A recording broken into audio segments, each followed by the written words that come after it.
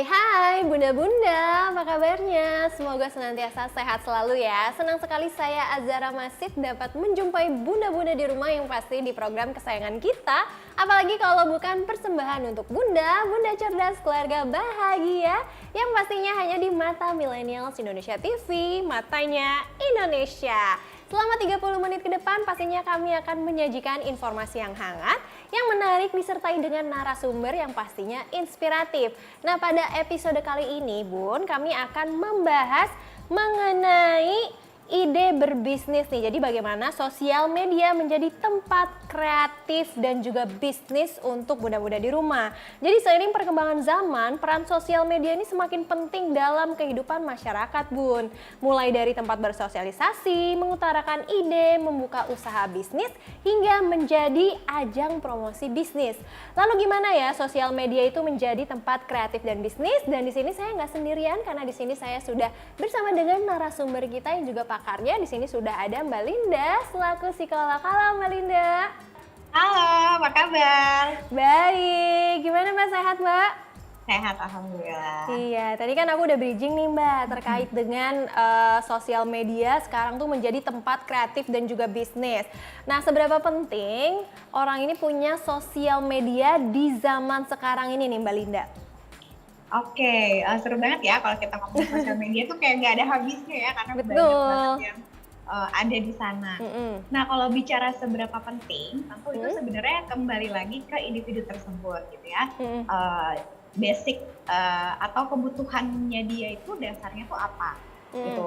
Kalau misalkan memang dia beraktivitasnya banyak dengan orang-orang yang jauh gitu ya, maka dia memang butuh sosial media untuk bisa lebih catch up dengan kehidupan orang-orang yang di sekitarnya dia gitu ya. Sekitarnya itu dalam artian inner pertemanannya misalnya atau keluarga. Atau kalau tadi kayak misalkan seseorang mau mengembangkan diri gitu ya, baik entah itu untuk bisnis atau untuk kalau di psikologi itu kita bisa aktualisasi diri gitu ya dengan menampilkan karya-karyanya atau bahkan mencari inspirasi, itu penting buat punya sosial media. Gitu. Soalnya kan kalau di sosial media itu gratis gitu ya, kita modelnya kuota gitu ya. Terus kita bisa eksplor banyak hal gitu sesuai apa yang kita minati dan sebagainya. Jadi kalau memang kita mau catch up dengan perkembangan zaman, maka kita perlu punya sosial media. Oh, berarti bisa dikatakan sosial media ini perlu dan juga penting untuk di era sekarang ini Mbak Linda? Iya, betul sekali. Nah, tapi kalau ngomongin sosial media yang sangat penting sekarang ini, kira-kira seperti apa sih konten-konten positif dan bermanfaat khususnya buat bunda-bunda di rumah yang bisa kita buat di sosial media? Kalau menurut Mbak Linda. Oke, nah kalau bunda-bunda di rumah, ini kan kita kadang sebagai ibu gitu ya, atau yang di rumah aja, si ibu rumah tangga itu suka kayak merasa bahwa aduh aku nggak bisa berkarya gitu ya karena aku ibu rumah tangga, aduh aku nggak bisa menyalurkan hobi gitu, aku nggak bisa cari uang gitu karena aku di rumah aja. Nah, sosial media ini bisa membantu banget gitu. Jadi kalau bunda-bunda yang punya hobi misalnya memasak gitu, bisa memanfaatkan sosial media buat misalnya cari resep. Terus resepnya di recook gitu ya, kalau sekarang lagi ngetren gitu kan, dimasak lagi. Nah, konten itu tuh bisa dijadikan sarana yang produktif sebenarnya. Entah mau misalnya dijual lagi gitu, atau untuk promosi dagangan, atau bahkan balik lagi ke tadi, sampai di aktualisasi diri gitu. Saya memang senang masak, saya ingin menampilkan karya saya. Nah, itu kan bisa membuat seseorang, bunda-bunda di rumah juga termasuk itu merasa bahwa oh hidup saya itu banyak hal yang bisa saya lakukan gitu walaupun saya dari rumah. Nah, itu bisa banget memanfaatkan sosial media. Berarti kan bisa dikatakan sosial media ini sangat bermanfaat, bahkan banyak manfaatnya ya, khususnya kalau misalnya memang bunda-bunda di rumah melakukan aktivitas-aktivitas yang sangat positif seperti memberikan konten-konten atau menyajikan konten-konten yang misalnya tadi yang Mbak Linda bilang bisa memasak Ya, atau misalnya juga banyak hal misalnya tips-tips praktis misalnya gitu di ya. rumah juga bisa.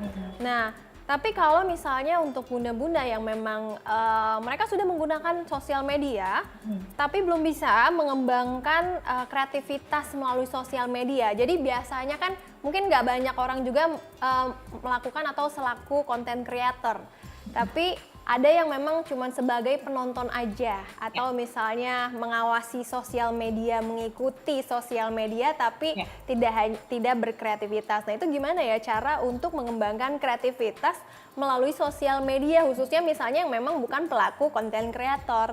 Iya, oke, ini menarik banget ya, supaya bunda-bunda di rumah tidak terjebak dalam penggunaan sosial media yang negatif, ya, atau yang jadi bisa berdampak toksik juga kalau kita nggak kontrol. Nah, jadi Mbak Zara, kalau misalkan bunda-bunda di rumah mau bersosial media secara aktif, tapi saya bukan konten kreator, nggak masalah, gitu. Supaya sosial media ini bisa berdampak positif, maka dalam bersosial media kita perlu punya tujuan dulu nih pertamanya. Gitu. Saya punya misalkan misalnya Instagram. Nah, kita perlu punya tujuan, kita punya Instagram ini mau buat apa? Misalnya nih, contoh, saya punya Instagram itu untuk melihat buat hiburan, misalnya di sela-sela ngurus anak dan keluarga di rumah. Oke, untuk hiburan seperti apa hal-hal yang menghibur saya? Nah, itu perlu tahu dulu sebelum kita memutuskan mesti follow siapa. Gitu. Itu kalau misalkan tujuannya buat hiburan, atau misalkan kita mau mengembangkan skill kayak tadi ya, mau mengembangkan kreativitas gitu. Oke, kita tuh pengen mendalami atau mempelajari bidang apa. Nah, itu ditentukan dulu, baru kita follow akun-akun tersebut. Jadi sosial media kita tuh isinya bukan kayak web bebas yang semua ada di situ, tapi terpola sesuai dengan apa yang jadi minat kita. Karena sosial media itu punya sistem ya, atau algoritmanya itu dia akan terus menampilkan apa yang sering kita lihat. Gitu. Jadi kalau misalkan kita sering, misalnya nih saya senang memasak, masak gitu ya, maka nanti yang muncul di Instagram saya gitu, atau di sosial media saya yang lain, itu adalah konten-konten dengan tema masakan. Gitu. Jadi apa yang kita cari itulah nanti akan sering muncul. Jadi kita perlu punya pagar sendiri. Kita bikin pagar secara mandiri supaya kita tetap sehat nih dalam bersosial media. Gitu. Tuh, ingat ya bunda-bunda harus punya pagar. Bahkan bunda-bunda juga di rumah harus bisa seleksi nih. Jangan apa aja diklik, apa aja diklik. Nanti explore-nya atau timeline-nya jadi aneh-aneh semua kan. Maksudnya jadi nggak tepat tujuannya. Berarti langkah awal yang diperlukan oleh bunda-bunda di rumah adalah mencari sesuatu yang diminati dulu ya, Mbak Linda. Ketika udah ada sesuatu yang diminati, ya mungkin bisa sedikit copy paste dan mengembangkan istilahnya. Jadi bisa memunculkan ide kreatif lainnya yang mungkin bunda-bunda bisa share di sosial media bunda-bunda nih. Nah, tapi kan kalau kita ngomongin tentang kreativitas, tentang konten-konten yang ada di sosial media, apakah sebenarnya Mbak Linda ini tuh menjadi ladang kreativitas dan bisnis yang sangat menjanjikan? Oh ya, sangat banget. Gitu. Kenapa? Karena gini, kalau kita melihat kreativitas dulu deh. Gitu. Anak-anak itu nggak bisa lagi kita paksa untuk semuanya serba tidak boleh pakai gadget, tidak boleh masuk ke era digital gitu. Karena memang sudah zamannya. Nah, kita sebagai orang tua pun juga kan perlu mengikuti. Nah, dengan demikian kan kita jadi bisa mempelajari. Jadi nggak cuma anak-anak kita doang yang berkembang kreativitasnya melalui berbagai platform digital, berbagai media belajar digital, tapi bunda-bunda juga bisa banget untuk mengembangkan diri lewat sosial media kayak tadi. Jadi melihat sesuatu yang kita minati, terus kita coba atau kita modifikasi.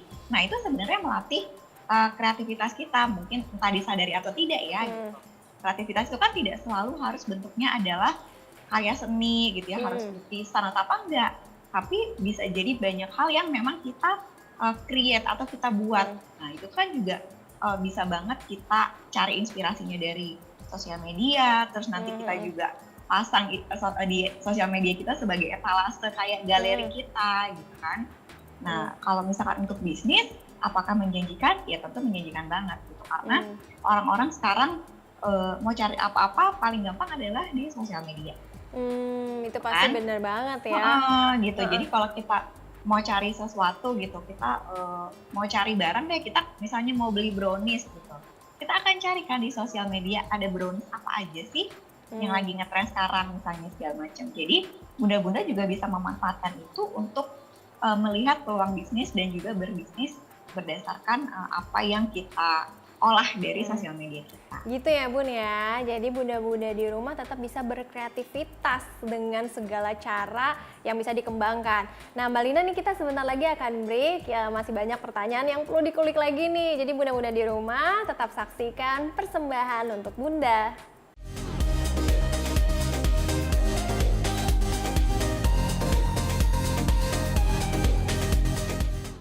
Terima kasih bunda-bunda di rumah masih menyaksikan persembahan untuk Bunda, dan masih bersama saya Zara Masid dan juga Linda Mesya. Iya, nah Mbak Linda tadi kan ngomongin soal bisnis yang di sosial media itu menjanjikan sekali. Berarti kan bunda-bunda juga di rumah bisa menjadi entrepreneur juga ya. Nah tapi kalau misalnya kita ngomongin sosial media ini, kenapa sih menjadi pilihan yang tepat untuk membuka bisnis? Oke, karena gini, buat bunda-bunda di rumah, sosial media itu adalah sarana yang sangat dekat dan mudah buat diakses.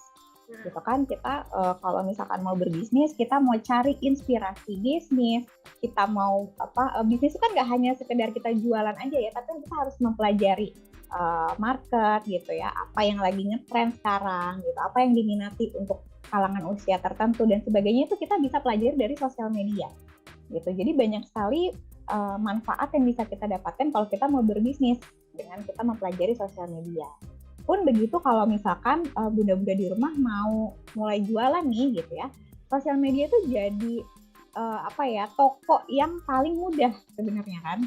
Gitu, kita tinggal foto produk kita upload, terus kita bisa pelajari penggunaan hashtag misalnya kalau di Instagram dan sebagainya, bisa promote juga gitu, dan biaya promosinya juga tidak sebesar kalau kita buka toko offline. Nah jadi buat bunda-bunda di rumah, kalau misalkan mau jualan lewat sosial media, itu adalah media bisnis yang paling efisien gitu ya untuk sekarang. Berarti tadi itu adalah misalnya sosial media itu adalah bisnis yang paling tepat. Misalnya kalau bunda-bunda melakukan promosinya juga yang lihai juga, yang pintar juga. Iya, Nah ngomongin betul. misalnya bunda-bunda nih harus lihai dalam misalnya menjual sesuatu, baik barang atau misalnya jasa di sosial media. Gimana sih caranya Mbak Linda memaksimalkan sosial media itu menjadi tempat bisnis? Nah untuk memaksimalkan ini kan yang rada sulit ya. Misalnya nggak semua orang juga misalnya jiwanya itu adalah jiwa marketing dan juga jiwa entrepreneur. Nah itu gimana Mbak?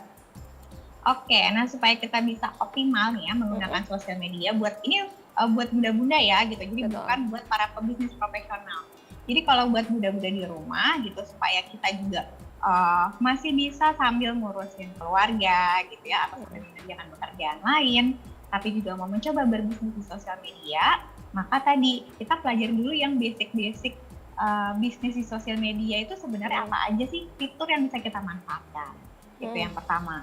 Yang kedua, kita minta bantuan dari teman-teman kita nih gitu ya, yang sudah kita kenal, yang udah temenan sama kita di sosial media, misalnya untuk review barang dagangan kita, misalnya makanan gitu ya, atau misalkan gelang deh gitu. Aku minta tolong Mbak Zara, aku mau jualan gelang nih, nanti tolong ini ya, review ya, nanti di tag ke sosial media aku gitu, atau tolong diupload di sosial media kamu ya, supaya itu kan jadi sarana promosi sebenarnya ya. Iya. Jadi teman-teman yang Mbak Zara jadi lihat, Mbak Zara pakai gelang bagus nih, beli di mana. Nah itu kan sebenarnya promosi lewat sosial media. Jadi kita nggak perlu, bunda-bunda nggak perlu mikirin yang kompleks-kompleks banget, kita mulai dari yang terdekat dari kita dulu aja gitu. Berarti sangat bermanfaat sekali ya, dan khususnya misalnya kalau bunda-bunda di rumah emang nggak punya jiwa marketing atau entrepreneur, coba ditawarin dulu ke teman terdekat atau circle terdekatnya terlebih dahulu, dan lama-lama juga mungkin bisa mulut lewat mulut ya, lewat MLM istilahnya. Ya, tapi kalau kalau misalnya kita sudah bisa meng-reach people gitu untuk mendapatkan keuntungan, bahkan untuk menjual sesuatu dari sosial media, kira-kira apa sih keuntungan menggunakan sosial media itu menjadi tempat bisnis? Selain bisa meng-reach people atau misalnya bisa mendapatkan uang, kira-kira ada lagi nggak sih keuntungannya dari sosial media? Ya, keuntungannya yang pertama kita nggak perlu punya toko offline gitu ya, nggak harus punya. Karena itu ya, maintenance-nya itu juga mahal kan kalau toko offline. Yang kedua, kita tuh bisa menjangkau konsumen itu di lokasi yang sangat luas. Gitu. Apalagi sekarang jasa ekspedisi juga kan sudah banyak gitu dan mudah. Nah, kalau misalnya kita punya toko offline aja, itu kan yang akan melihat dagangan kita adalah orang yang lewat di toko kita. Tapi kalau misalkan kita punya toko secara online, yang mana di sini kita pakai sosial media, maka bunda-bunda bisa, misalnya bunda-bunda nih bikin kue basah gitu ya, misalnya bikin risoles gitu. Rumahnya di Tangerang, yang beli risolesnya bunda itu bisa orang di Bekasi misalnya. Nah, itu salah satu keunggulannya kita berbisnis lewat sosial media. Jadi banyak hal-hal yang akan jadi lebih praktis gitu ya. Terus orang juga kalau mau nge-review dagangan kita bisa dilihat juga sama semua orang yang mau ngecek dagangan kita nih, karena kita kan kalau mau beli sesuatu kita cek dulu reviewnya gitu ya. Gitu. Oh, ternyata risolnya Bu Linda enak nih, misalnya gitu. Oh, oke. Nah, itu kan semua orang bisa akan baca. Tapi kalau offline kan nggak bisa kayak gitu. Apalagi tipikal orang-orang Indonesia itu adalah konsumtif dan juga apa ya istilahnya FOMO ya, fear of missing out gitu. Kalau orang punya sesuatu, apa yang lagi ngetren, pasti ikut-ikutan, pasti langsung ingin beli, itu di mana gitu. Karena saya pribadi pun begitu, benar juga. Mbak Linda juga begitu ya, seperti itu. Begitu juga. Nah, kalau kita ngomongin misalnya penjualan barang atau jasa melalui sosial media, ini kan pasti ada namanya customer ataupun klien. Nah, kira-kira gimana sih pengaruh media sosial terhadap hubungan bisnis, khususnya dengan klien ataupun customer kita?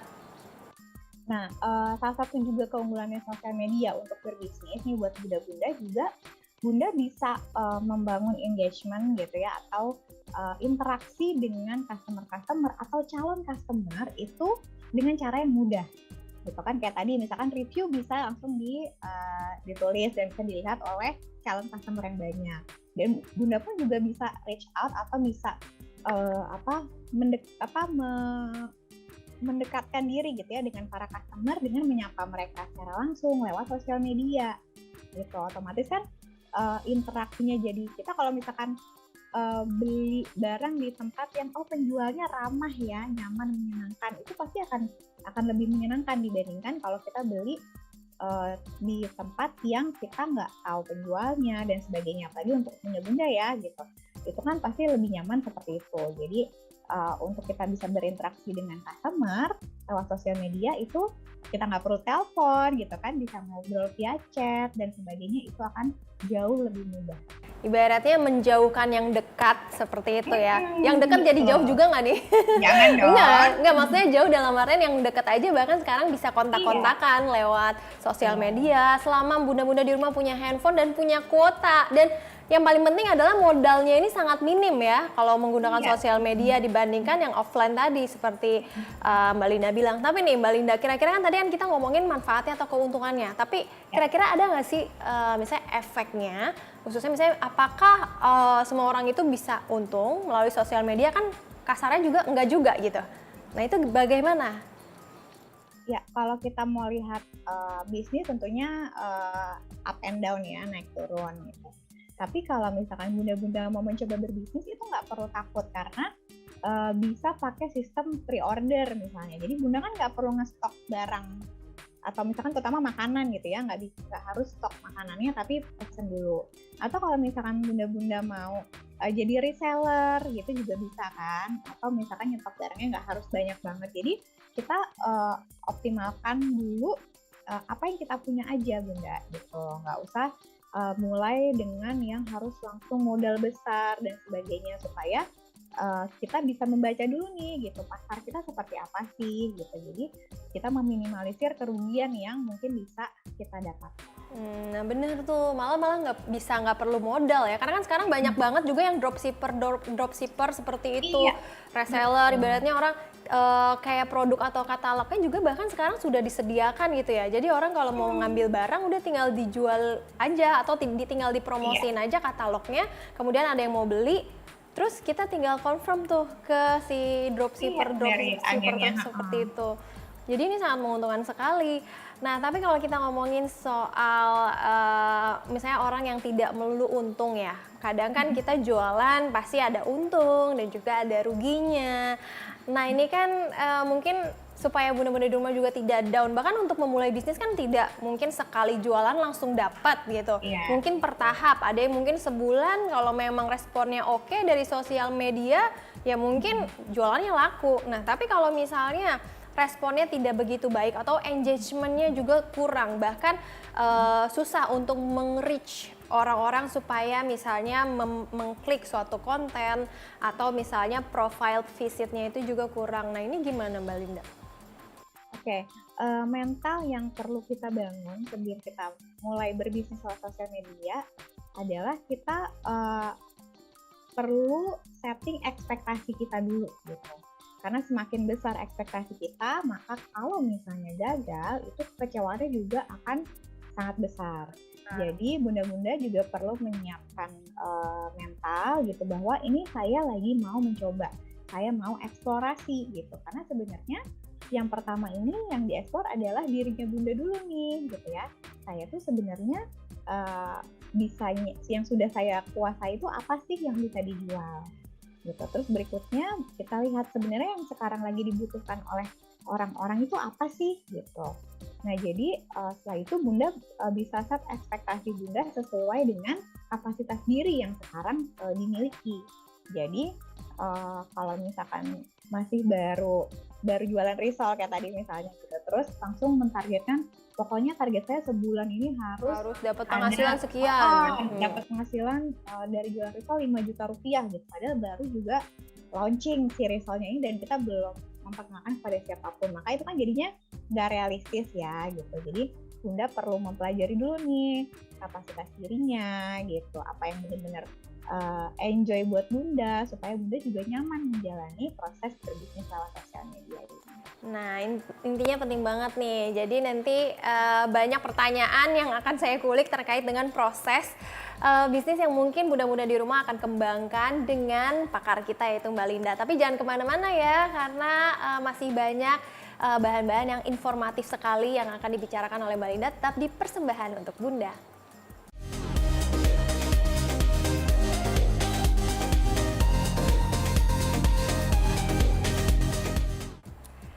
Terima kasih Anda semua masih menyaksikan Persembahan untuk Bunda dan masih bersama saya Zara Masid dan juga Linda Mesya.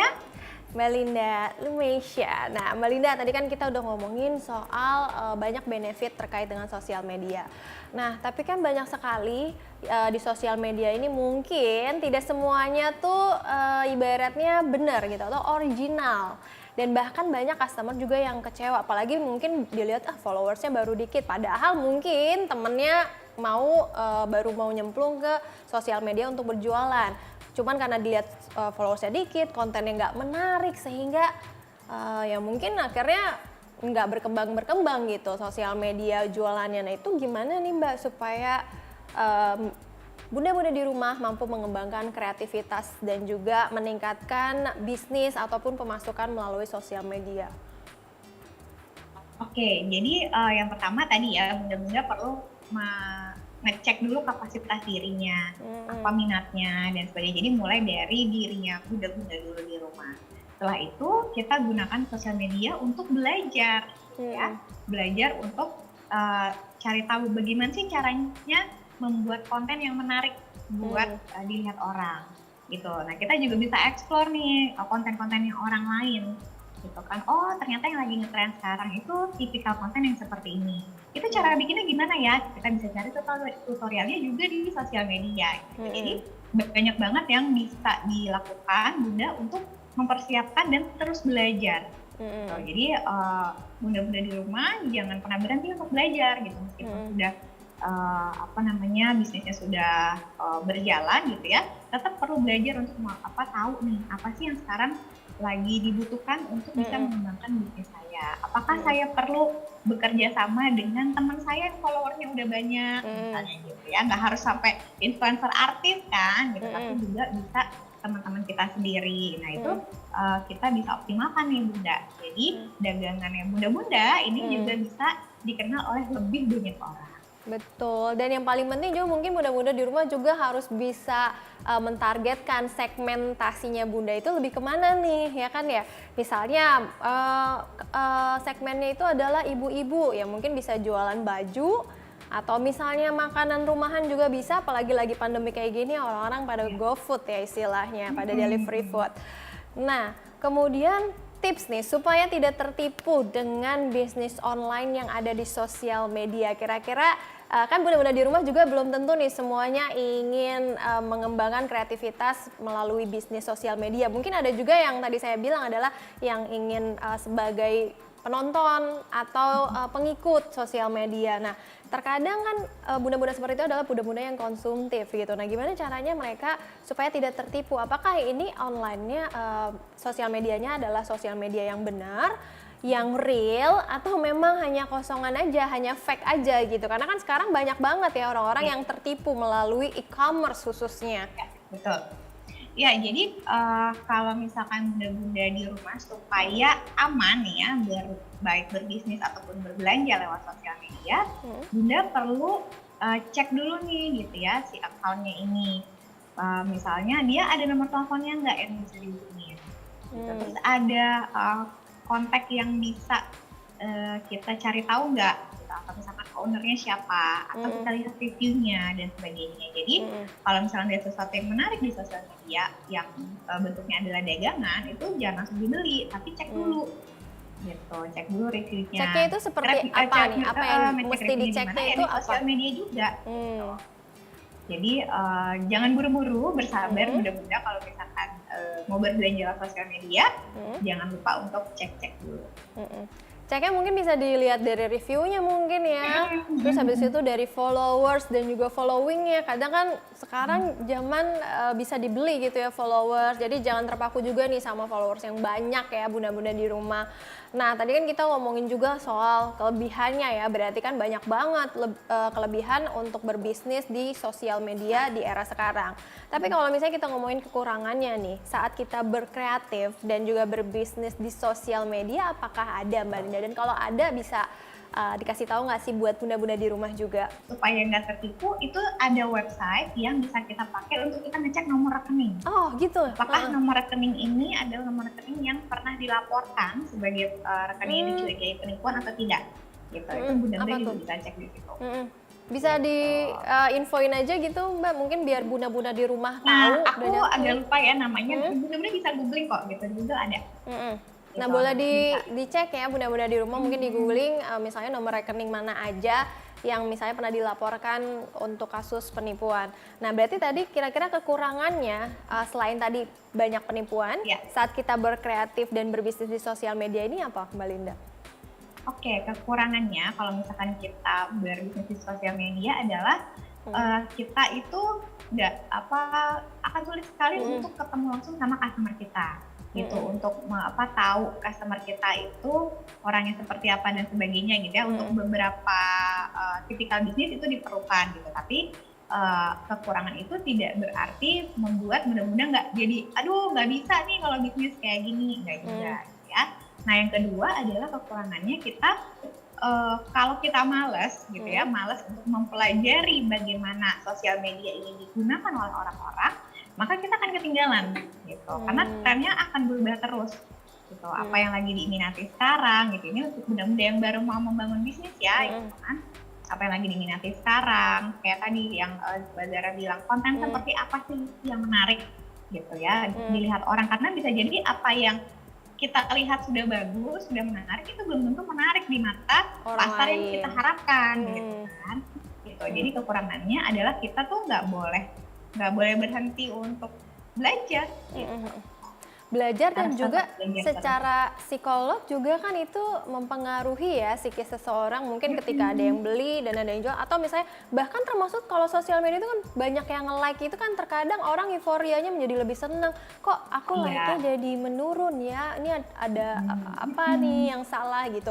Nah itu apakah hal yang normal atau gimana nih Mbak Linda kalau seperti itu? Ya sebenarnya normal, dan itu bisa kita pelajari kalau misalnya kita pakai Instagram ya, kita bisa ada logaritma yang kita bisa lihat gitu. Sama yang secara psikologis perlu dijaga sama bunda-bunda adalah kalau misalnya ada haters gitu ya, istilahnya. Orang yang komen-komen negatif, komen-komen yang menjatuhkan. Nah itu bunda-bunda perlu mempersiapkan diri untuk tidak terlarut dengan komen-komen seperti itu. Karena sekali lagi sisi negatifnya digital gitu ya, termasuk sosial media adalah orang itu bebas ngomong, termasuk orang yang punya niat nggak baik sama kita gitu, itu mereka akan bisa bebas ngomong di lapak dagangan kita gitu ya, di akun sosial media kita. Nah itu yang Bunda mesti mempersiapkan diri gitu ya, jangan mudah terpancing gitu kalau misalkan ada yang komen, risolnya Bu Linda nggak enak nih, mayonesnya dikit gitu. Nah itu responnya juga harus wise gitu ya, harus bijak supaya customer kita yang lain bisa melihat bahwa kita bisa menyikapi hal tersebut dengan cara yang positif ya, gitu. Jadi itu juga kredibilitas kita. Dan bisa juga mungkin melakukan survei juga ya terhadap beberapa orang. Mungkin kalau misalnya memang ternyata misalnya tadi Mbak bilang kurang mayonesnya, ya berarti mungkin kalau dari rata-rata mereka bilang kurang mayones, ya mungkin Bunda juga harus mendengar kritikan dan saran seperti itu gitu untuk memperbaiki kualitas produknya juga ya Mbak Linda. Iya, betul banget. Nah, Mbak Linda, apakah dengan adanya sosial media yang menjadi tempat kreatif dan bisnis ini, itu memungkinkan nggak sih untuk meningkatkan perekonomian Indonesia? Apalagi kan misalnya yang jatuhnya kasarnya juga sebenarnya bisa disebut sebagai startup kan kalau misalnya meningkatkan perekonomian Indonesia itu kan sebenarnya masuk ke pajak ya, misalnya kalau udah CV, udah PT, atau misalnya kayak UMKM. Tapi kan kalau yang memang melalui sosial media itu seperti apa? Apakah memang benar dapat meningkatkan perekonomian Indonesia atau gimana Mbak? Oke, sangat bisa banget gitu ya, karena mayoritas UMKM itu adalah ibu-ibu gitu. Mayoritas adalah bunda-bunda nih yang menjalankan UMKM. Nah, ketika roda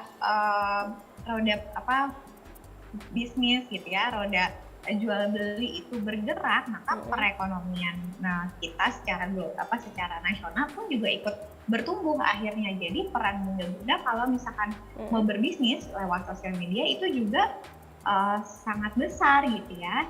UMKM yang sekarang ada di daerah-daerah pun juga sedang digerakkan untuk yuk melek digital gitu, supaya promosinya dan sebagainya itu bisa jadi lebih luas. Jadi buat bunda-bunda di rumah nggak usah ragu, karena ketika bunda-bunda berbisnis dengan sosial media, menggunakan sosial media, maka itu akan membantu nggak hanya perekonomian keluarga di rumah, tapi juga secara lebih luas itu menggerakkan roda perekonomian negara kita.